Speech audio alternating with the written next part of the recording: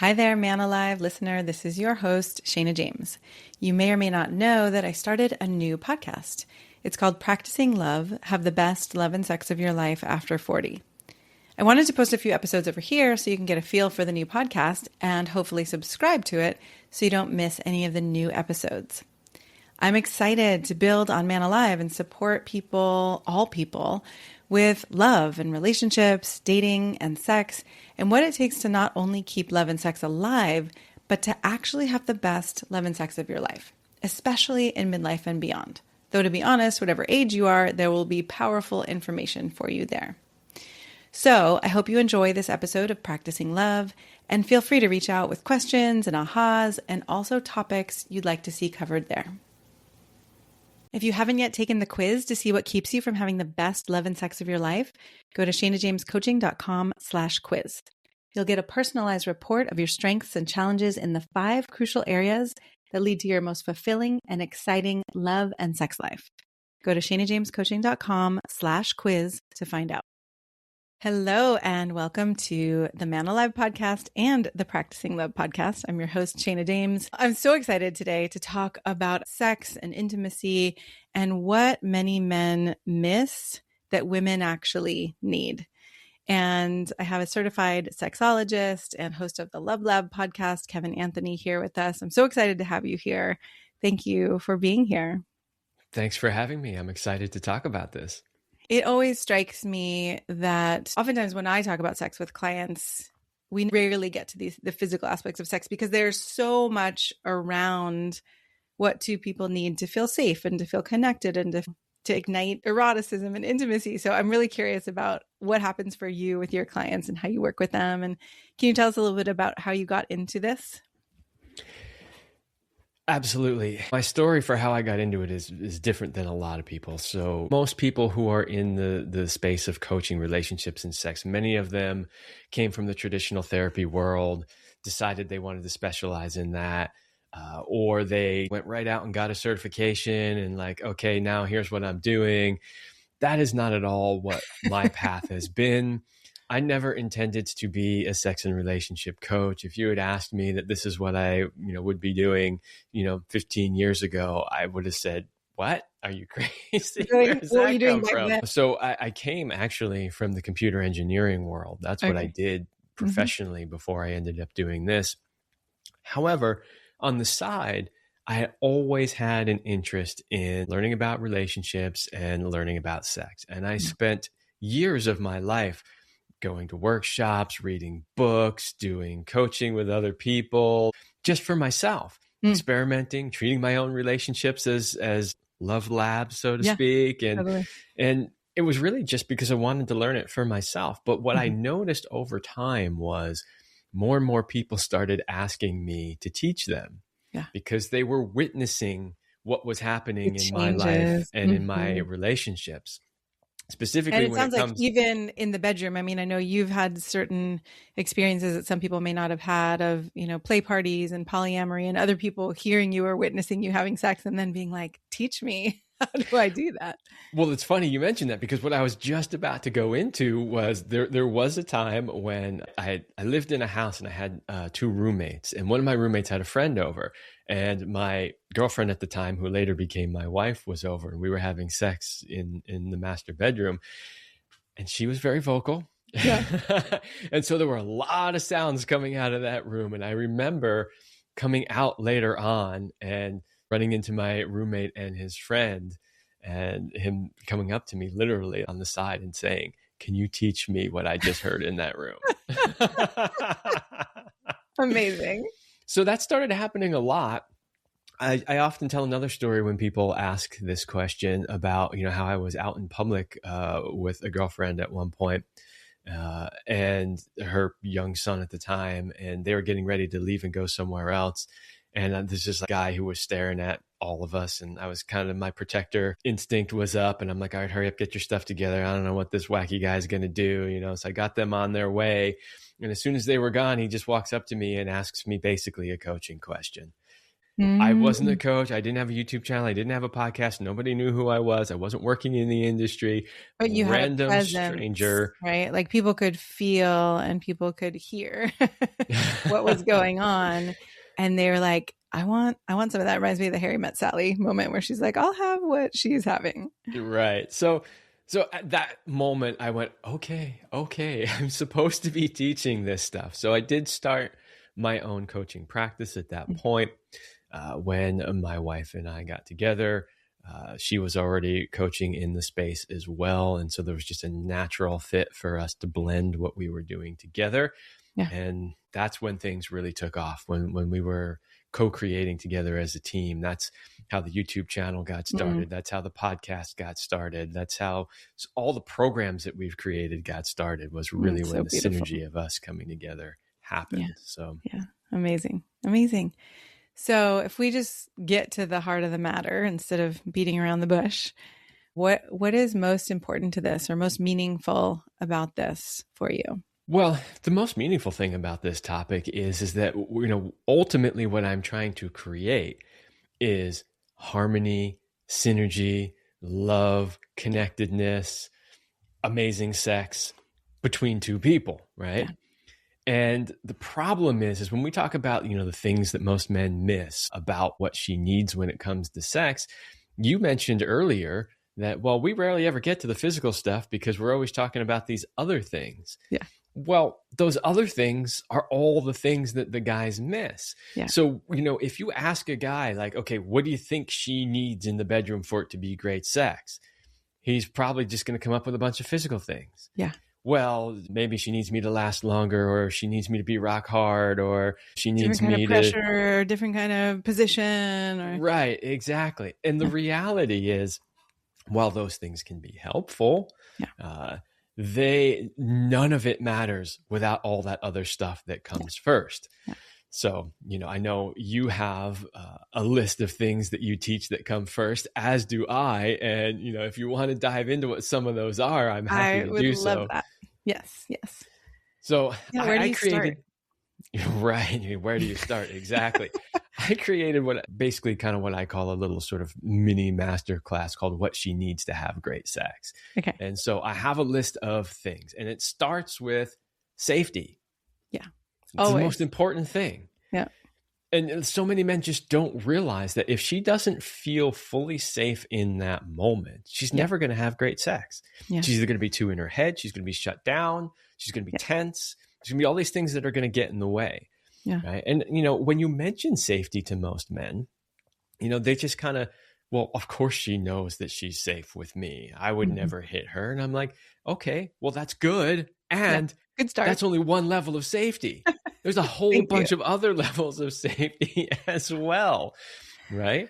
I mean, anything from, does she trust you're going to, use proper safe sex techniques? Does she trust that you're not going to ejaculate inside her when she doesn't want that? Right. Yeah. Does she trust? I mean, there's a million layers of trust that come in when it comes to having sex. And I think a lot of men just don't really get that. And they don't get how important that is for a woman. Yeah. So it often gets missed. And there she is feeling like, I don't know, I feel a little tense or apprehensive about this scenario, right? And as soon as she's in that space, she's not going to have great sex. No. Is she going to enjoy it? She might still be able to get to some enjoyment level of it, but is it going to be great? Is she going to roll her eyes in the back of her head and completely let go and have massive rolling orgasms? Probably not. No. Because she needs to feel safe. Yeah, like really, I mean, I know my body cannot relax unless I'm safe. And the path to these ecstatic experiences is, relaxing open and open and open. And without that trust and all those layers, like you're saying, of safety, it doesn't happen. Exactly. And again, I think men miss how vulnerable sex is as an act for women. Yeah. Right. Because we've got the external genitalia. We're the ones penetrating. Yep. We're physically bigger and stronger generally. Mm-hmm. And they just don't realize that for a woman to really open up and just open up physically, but also emotionally, energetically, Mm-hmm. to completely and fully receive a man in all those ways. Yeah. And to just allow herself to completely expand. That is an extremely vulnerable thing. And it doesn't come without some prep work, such as safety. You mentioned another one right now, which is trust. Mm-hmm. There has to be a really high level of trust. Yes. She has to really trust you in all those ways. Again, not just physically.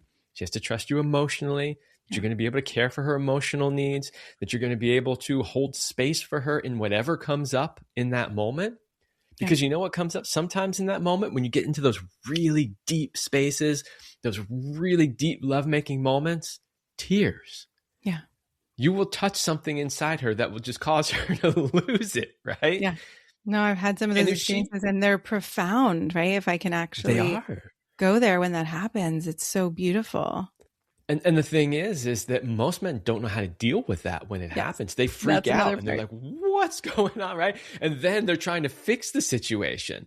The problem is that only makes it worse. Yeah. Well, because there's nothing to fix. And then that woman doesn't actually feel seen and understood and held or safe to let those emotions out. Right. Yeah. Right. So that'll cause her to shut down in the middle of a moment where, she was just on that verge, that edge of just being completely open and vulnerable. Right. Yes.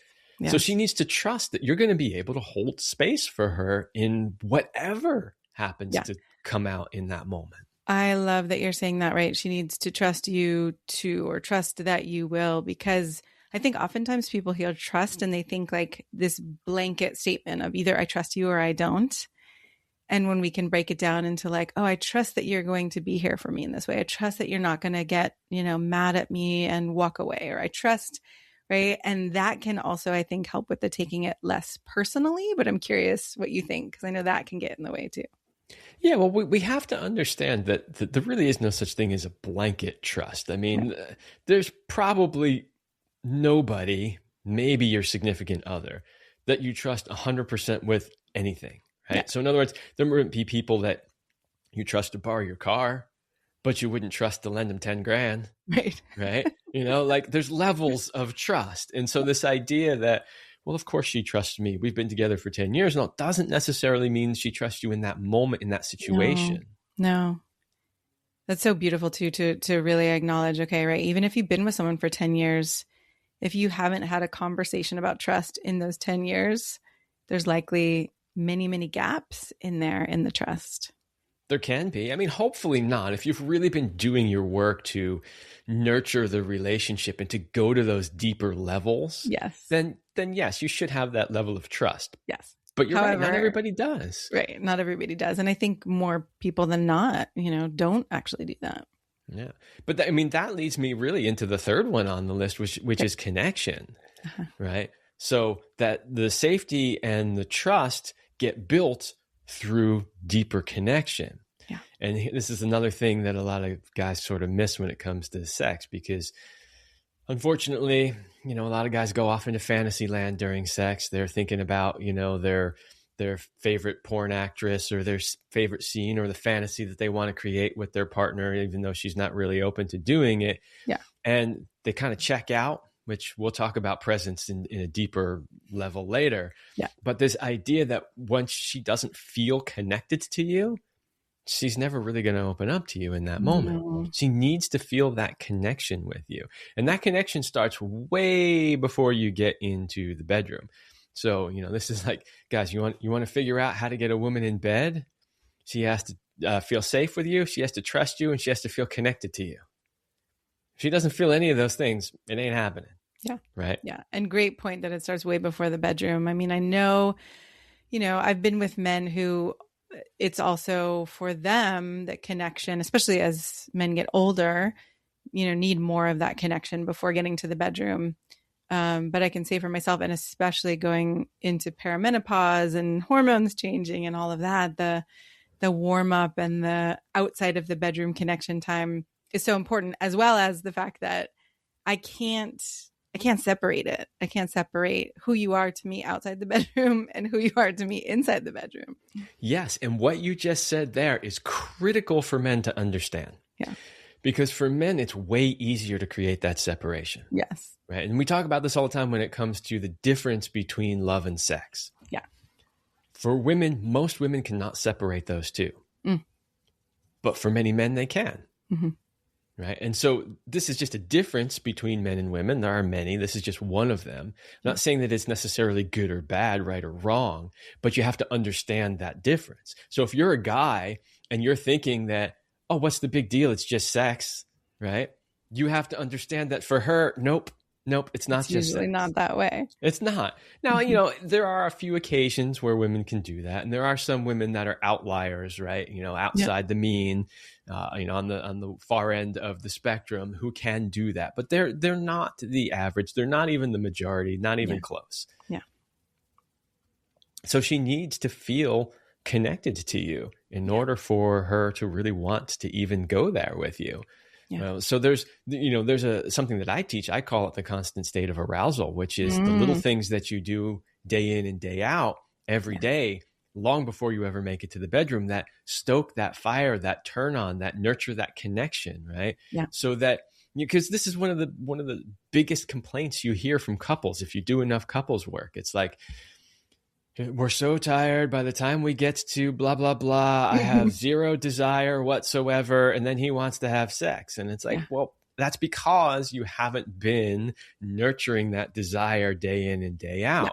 Right. So if you were doing that, if you were hugging each other, kissing each other, appreciating each other on a regular basis, grabbing each other's butts, you know, saying how much you love each other, like all this kind of stuff every day, little by little throughout the day, when date night does come around, on the arousal scale of 0 to 10, you're not at a 0. Right. You might be at a 3. What would you say to a man? I've had many men who either their wives aren't open to that kind of ongoing connection, right? Something happened in their connection, or they haven't been talking about it, working on it, or to a man who just feels more tentative, like, oh, it's scary to reach out and create those little moments. If she's not open to it, it's probably because it's been many, many, many years of you not doing those things. Yeah. And so this is one of the hurdles that you run into in the coaching, right? So if I'm working with a guy and I'm working with only him, which happens fairly regularly, and then I'm trying to help him, okay, how can we get her more on board in a sense that, get her to want to do these things, right? I start going through all of those little things. Like, here's what you got to do. Appreciate her every day. Tell her how much you love her, like all this kind of stuff. And they inevitably come back and they say, yeah, I'm trying, but it's not working. And I'm like, okay, well, tell me a little something about that. And what we always come down to is the fact that, he hasn't done it for so long that by the time he's now suddenly doing it out of nowhere, she doesn't trust it. She comes back to trust again. No. Yeah. She's just like, yeah, okay, whatever. You're telling me this stuff because you just want to have sex with me. Right. And I'm curious. I mean, I have a way that I work with that to help the couples rebuild that kind of trust, but anything that you would suggest? Well, if I get to work with the couple, then I get them both on board by sharing this with both of them, and I get them both doing it back and forth. So that's easy enough, right? If I'm working with just him and we're running into that scenario that we just described where she doesn't trust it, I tell them that, you can't just like automatically just start out of nowhere with no explanation. You got to sit down and you got to have a talk, and you got to say, hey, honey, I'm interested in us reconnecting. I'm interested in rebuilding the connection that admittedly we and I have let slide, right? Yeah. And here's one way that I would like to do that. I would like to do these things. Right? I love it. I'm so aligned with you in that, because I feel like it's very hard to rebuild if there's no conversation about it because of that lack of trust that's lurking in the background, right? And so if you can actually shift that context together, or have a sense of what would actually turn you on and what would make you happy, and are you on board, and right, then it becomes this shared experience as opposed to something somebody's trying to do alone, separately, right? And then it's just very awkward or doesn't tend to work. Yeah. I mean, everything, honestly, it's so funny because I do a lot of podcasts and a lot of YouTube videos on a range of different subjects when it Yeah. comes to, relationships and sex. Yeah. And almost every one of them starts with, you gotta have an emotionally mature conversation. Yes. And to me, like, as somebody who does this day in and day out, sometimes I get tired of having to say that. But the reality is that's where everything starts. It really And that's does. such a huge piece that people miss. They just don't talk about things. I know. If you could talk about it, but not just talk about it in what I call an emotionally mature way with high EQ, where the two of you can actually have a mature adult conversation that's not triggering each other, a conversation that is the goal of it is to come to some sort of mutual understanding or solution because we're a team, right? Or we're supposed to be, at least anyway, and we want to solve a problem together. Yes, together. I know. I mean, that the whole first section of my book, Honest Sex, is about honesty and how to mature your honesty and have these conversations, because I agree with you that it's the foundation of being able to have the intimacy or any kind of physical act of sex. Absolutely. Yeah. I mean, there are some physical things we could talk about, but there's a couple more non-physical things that we could talk about if you'd like. Yeah. So I mentioned before this idea of presence. Mm-hmm. And I like to differentiate presence from connection, even though they are similar. Yeah. The reason I like to sort of put connection in its own thing is because we talked about the fact that connection happens, long before you get into the bedroom, and it's how you talk to each other and the things that you say and like all that. Presence when it comes to sex means she needs to feel you and your masculine presence 100% there with her in that moment. I can feel it even as you say it. Isn't that interesting? So when I was saying that, I mean, obviously we're remote here, but this is what's amazing to me is even remotely it works, because when I said that to you, I was staring directly into your eyes on the screen, right? And I was giving that same energy and attention that I would give to my partner if I were in the middle of making love to her, right? Yeah, and you could feel it. I could feel it, and I could feel how you were connecting with me and paying attention to me, right? You weren't just lecturing or talking. It was like you actually brought yourself into the connection with your presence. Yes. And I love the fact that you pointed out that you could feel that, because I want listeners who are listening to this to understand just how powerful that presence is. Yeah. She can feel it, right? She could feel that over a remote connection. Yeah. In different states, right? Yeah. And so that's really what she wants. If you really want to have great sex with her and make her feel safe enough to be able to just completely open to you in every way possible, she needs to feel that presence. And I'll tell you this too, guys, you're not fooling her. You might think you are. The second that presence checks out, she feels it. She feels it instantly. She knows. It's so fascinating, because I can look at someone, I can look at a man in the eye and we can be in that sync or in presence, and then he can go somewhere else. And it's not a judgment, but it's like, oh, where'd you go? Right. Or what happened? Or it's definitely palpable. It absolutely is. And, one of the biggest problems with that is as soon as she feels that, her mind starts going with all the reasons why that might be. Yeah. And unfortunately, a lot of those reasons are, what did I do wrong? In other words, what maybe I wasn't making enough sound, or maybe I wasn't moving enough, or maybe he's not enjoying the sex enough, or maybe he's not turned on enough by me. Maybe I look too fat today, like maybe whatever, like all that stuff. And as soon as that gets up in here, the quality of the sex goes right down.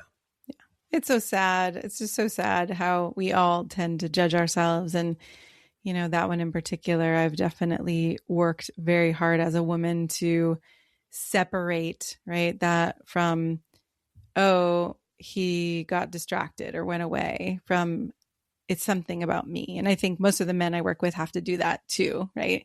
And that's where the mature conversation in that moment is so helpful. Instead of making meaning out of it, we can actually come back together as a team, like, oh, what just happened? Did something happen? I have a story that I wrote about in my book about a moment where a partner said to me, like, you're not really here, are you? And it turned out that I had been at a funeral that day. And it wasn't until he said it that I was just like, oh my God, I was just, gone in grief and all of these things. And together, we actually came back together, right? And ended up having this beautiful, intimate experience because he didn't take it personally and he got curious and we could talk about it. Oh man, today's show is just flowing so beautifully because the interaction between the two of us is going in the exact direction. Good. You just said this willingness to like just flow with it. And the next thing that was on my list that I wanted to talk about was what I just called it willingness to adjust. You could call it going with the flow. You could give it other names too, but this idea that every time that the two of you come together is different. Yeah. And too many men get in this like, okay, here's what we do. We take our clothes off. I lick you for a little bit. You suck me for a little bit. We go straight to penetration. We blah, blah, blah. And then this and then, right? And you have to understand that, there's a reason why, we describe women often as the water, right? Flowing water, because it's always changing and moving. Yeah. And what she wants in any given session isn't necessarily going to be the same. No. And this is, guys get in like routines with everything in our lives. We can't help it. It's like the masculine, thing. And so for us, we're like, yes, this feels good. I like it. Let's repeat it, right? Let's do this again. Let's do it again. But for women, that's not necessarily the case. And, and as a man, if you're too singularly focused on that, right, you can run into a lot of situations where, hey, last time it was great. And why did it not work this time? Why is she upset with me this time? Or why did she not have an orgasm? Or why this or that? Because you're not paying attention to the moment and what the moment requires. Yes. Right. And so this idea of being willing to adjust, being willing to shift, being willing to go with what is alive in that moment for her and the two of you is critically important to having great sex. Yes. I love that one. I just find that too. It's like, every day is different. Every part of the month is different. And then again, throw perimenopause in there and it's just like, nothing is where I thought it was. And yet, if I can stay connected to my partner and we can be honest with each other, it's like, oh, it's not a problem that something hurts that used to feel amazing. It's like, all right, well, now what do we want to do? There's a funny story I often tell to illustrate this point. Years ago, a friend of my wife and I was starting a new company, and it was a supplement company, and it was a nootropic company. And so they were developing this, brain supplement for, enhanced productivity and, yada, yada. Yeah. So they had these prototypes basically. So they had a formula that they wanted to test out. So the company hadn't actually gone public yet as far as selling products publicly. And so he was giving it to all his friends and having everybody try it out and then report back like, okay, what do you think about this? And so he gave it to my wife and I, and, I took it and I gave him what I thought about it. And then my wife did as well. And one of the things she said to him was, she said, one of the things I noticed about it was that I felt like I was always on my A game, like, and always, like full speed ahead. And at first that sounded like a compliment until she followed up with the fact that she goes, and I'm a woman and I don't want to feel that way all the time. She basically, the feedback she gave him was that she felt like this particular thing was taking away some of that natural change and fluidity of what it means to be a woman. And that felt very unnatural to her. So she said, well, would it be possible to make a version of this supplement that had different ingredients for different times in a woman's cycle? Yeah. Right. So that, the times when she wants to be really on it, and his response to that, and this is why I tell the story, because it illustrates what we're talking about. His response to that was, yeah, we thought about that, but then we realized we'd have to make a different formula for every day of the month.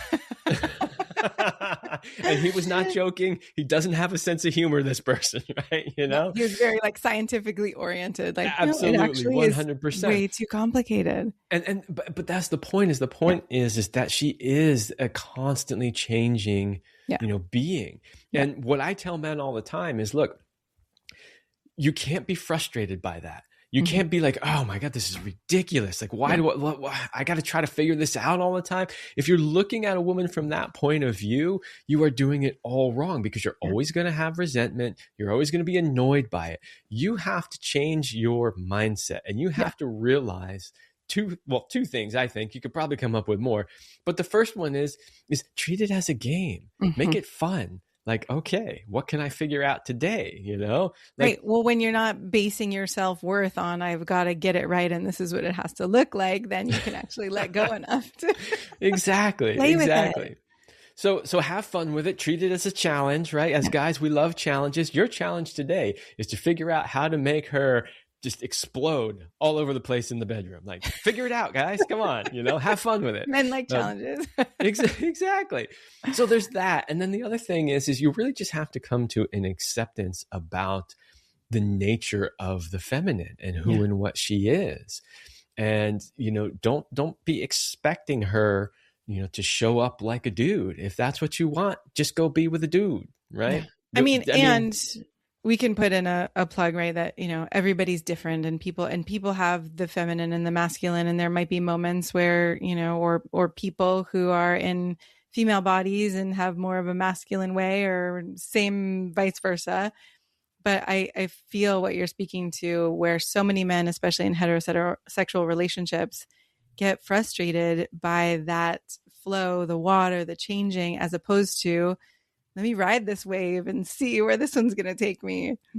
Absolutely. And, I'm assuming, of course, and I have from the beginning. So if I made an incorrect assumption, you can let me know. But I was assuming, since we're talking about men and women in relationships, that we were primarily talking to a heterosexual audience. So even though we both have masculine and feminine energies in us, and they will vary, which one, generally speaking, men are predominantly masculine, women are predominantly feminine. So all of that still applies in that sense, even though some women might be a bit on the more masculine side, some might be more on the feminine side. Yeah. And you can play with this too, right? Like, if you are a woman who feels more masculine, some of these, pieces might work for you, either with your partner who's a man who maybe sometimes has more feminine characteristics, right? You can weave. I mean, that's what I love about, as relationship evolves and as we become more conscious and more able to talk about these things, right? We can co-create and play with them, and we don't have to be stuck in any kind of boxes. Yes. And I'll also add to that, even in same-sex couples, you will see one generally takes a masculine role and one generally takes a feminine role. And so these ideas still apply, right? Even if you're in a same-sex relationship. So but it's generally that idea of coming to acceptance about who your partner is and how they are, right? And rather than viewing it from the point of view of, I wish they were somehow different, going, I love the fact that they're different. I love that. Appreciation, right? That really, as the foundation, then it's like, ooh, how do we get to play here versus, this again? Exactly. So is there anything else? Oh, sorry. Yeah, I would say those would be, the main things outside of the physical realm. I think that most men miss. I mean, we could probably come up with a few other smaller ones, but those are kind of the main ones. Those are the big ones. Yeah. Okay. Are there any physical ones that you want to say that men miss? Oh, sure. I mean, look, if we're going to talk about physical ones that men miss, we got to start with foreplay. It's the number one complaint of every woman. There's not enough foreplay. Yeah. So this is another one where it really requires a reframe in most men's minds. Okay. So unfortunately, most men look at foreplay as like, something they just got to get through to get to the penetration, which is their ultimate goal. Yes. Right. And I challenge men to reframe that and look at it from the point of view that the foreplay is just as much a part of the experience of making love, having sex together, as the penetration. And so it's similar change in mindset to when I'm working with men when it comes to premature ejaculation, because too many men focus on ejaculation as the end goal of the act. And I tell them, no, ejaculation is not the end goal. No. Right? In fact, there actually isn't a goal. Yes. Right? Hallelujah.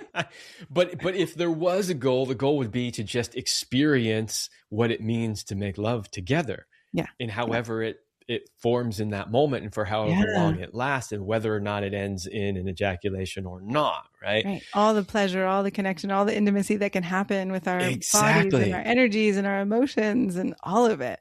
Yes, it's a full experience. And that's the thing. Like when we talk about what it means to have truly great sex, you will never experience the most mind-blowing, amazing, out of this world sex until you can learn to appreciate that full experience, because that full experience is what makes it that good. Oh, I agree. And so you got to retrain your brain and go, hey, foreplay isn't just something I'm trying to do to get her wet enough for my penis to fit in her vagina without using lube, like that's not the point of foreplay. The foreplay in and of itself can be a whole lot of fun. I can't remember who said it. It was from a book, maybe Ian, I'm forgetting his last name, where he talked about foreplay as core play, right? Like that actually for what we talk about as foreplay can actually be a whole sexual experience unto itself. Absolutely. And we do, especially as heterosexual couples, there's so much focus on penetration and so much focus on even genitalia. And, that's what sex has to be. Yeah. So you got to learn to love foreplay. It's just got to be, as exciting to you as any other of the acts that you are doing during lovemaking. And if that's the case, you're going to have a lot better sex. Agreed. Okay. What else? What else physically do men tend to miss? Well, another big one. So, the funny thing is the physical things that men tend to miss are all the biggest complaints from women. That makes sense. So not enough foreplay, number one complaint. Yeah. Number two complaint from women, he doesn't last long enough. So when it comes to the physical stuff, if you want to have truly amazing sex, if you want her to look at you like, oh my effing God, what did you just do to me? Yeah. That was amazing. You got to be able to last long enough to get there. Yeah. Right. So I also want to put in a plug for, and I'm curious what you think about this, for lasting long doesn't have to just mean that you are having intercourse or you are penetrating, right? Because I think that can put so much pressure on men. Oh, you can have sex when you're soft. There's so many different kinds of sex you can have. Yeah, that's absolutely true. And that's part of when we're talking about the foreplay, right? Yeah. Like not thinking of sex as just the penetration. So it is a whole long thing. And this isn't necessarily an outlier because every woman eventually goes through perimenopause and menopause. However, it is specific to a subset of women, and there's still a whole other large subset of women who are not dealing with that particular challenge of, or there's a subset of women who can't orgasm just through penetration, right? So there's actually quite a few women, but I think there are some women that can't orgasm through penetration for reasons that have nothing to do with the man, right? Yeah. However, I do believe, this has been my theory for quite some time, that her inability to orgasm through penetration often has to do with the man. So interesting. How long does he last? Because look, we know, we've done the studies on this. We have the data. The average man lasts 5 to 7 minutes. That's how long he lasts in penetration. The average woman takes 20 to 30 minutes to orgasm. To warm up. So when a woman tells me, well, I don't orgasm. Right. That's barely the warm up. Exactly. Yeah. So when a woman tells me, well, I don't orgasm through penetration, I'm not at all surprised ever. Yeah. Right. Because if you take 20 to 30 minutes to even get to a place where you might be able to have an orgasm, and he's done and out in 5 to 7 minutes. Yeah, no, it doesn't work. It doesn't work, right? And so this is why I kind of start saying, all right, the next thing in the physical realm is you got to be able to last long enough. Yeah. You got to be able to get her to a place where she could potentially actually have an orgasm through penetration. Now, you could shortcut that by doing a really good job with the foreplay, right? And getting her to that place before you even penetrate her. Yeah. So maybe you don't need to last as long, but I will warn you guys. I will warn you on this one, especially if you have trouble controlling your ejaculation. if you do a really good job with the foreplay and you get her really turned on and you get through that 20 to 30 minute period and she's feeling really close to like, ooh, yeah, I could have an orgasm. And then you penetrate her, her energy is going to be so over the top. She's most likely going to send you over into orgasm a minute, 2 minutes, 3 minutes later, and then she's still not going to reach her orgasm. So I warn you, be careful with that. I'm not saying don't do it. I'm just saying be mindful of that. So strategy for dealing with that would be when you do penetrate her slowly. Yes. Pause after, get a chance to feel her energy, feel it moving through your body, right? And then start to build back up again. Don't worry if she starts to cool a little bit, she'll come back up again. The problem is with a lot of men is like, okay, she's ready to go. And they go in and they're off to the races, right? And then boom, 2 minutes later. And she's like, I thought, oh man, I was so close, right? And now she's frustrated. And he's feeling like a chump, right? Yeah. I hate that feeling though. I mean, I think another thing about a mature partnership is recognizing that if we're working on this together and we have moments where one of us lasts longer or one of us is shorter, right, that we don't have to feel the shame or the guilt about it, because I don't think we actually grow or open to these new places of bliss or ecstasy if we're judging ourselves about it. That is true. And if you're working together, right, as a team, and generally speaking, things are working fine. And from time to time, somebody finishes early or somebody can't get there or whatever, nobody's going to really feel shame or resentment. The shame or the resentment comes from the fact that this is an ongoing problem over and over and over again. And maybe I've been expressing my needs to you about this over and over and over again, and yet you're not doing anything about it. And here we are again, right? That's where the shame, that's where the frustration, that's where the resentment comes from. Yes. And I would still say that the shame and, the beating ourselves up doesn't help. No, but if you're not listening and you're not actually taking action, then there's going to be that resentment and frustration, of course. Yeah. I'm just saying that's why that happens, right? And it's like so many things in life, and it's not just sex, where not everything is going to work out your way all the time, right? Yeah. Especially if you're a guy, when you're talking about performance. I don't care how well trained you are. You're going to have an off day. Everybody does. Every athlete has an off day too, right? It's just going to happen. So it's this idea that like some days you're not going to be great at it, and that's okay. Right. And so to not take that personally and to not beat yourself up about it. And, as long as you know that you've given it your best shot. Right. So again, like anything else in life, you wanted to go out and get this new job, right? And you did everything. You prepared, you studied the company, you knew all the answers, you rehearsed for your interview, you hired somebody to help you, create the most perfect resume that you could create. You did all of that stuff and you still didn't get the job. At least you walk away going, I gave it everything I could. Totally. You don't feel shame in that instance. You feel shame when you go, I probably should have revamped my resume from 5 years ago beforehand. That's a really great reframing of that. Yeah. Thank you. Okay. Maybe we have time for one more physical thing and then we have to wrap up. Is there one more that you want to bring us? After all of that, the last thing I would say, and it really is last on the list for a reason, and that is, this is where we finally get to sex skills. So sex skills are still important, but as we said at the very beginning of this episode, they're only important if you've done all the other stuff first. So one of the things that you notice is that, most people didn't take a training course on how to be good in bed. No. Most people didn't get really hardly any sex ed whatsoever. No, and I read about your story about you talking to your mom, and there was one question after coming home, and I have a story about my mom giving me a book 10 years after. She was like, oh, I meant to give this to you when you were young. Right. But the problem with that is that then everybody learns the hard way and they don't necessarily learn correctly.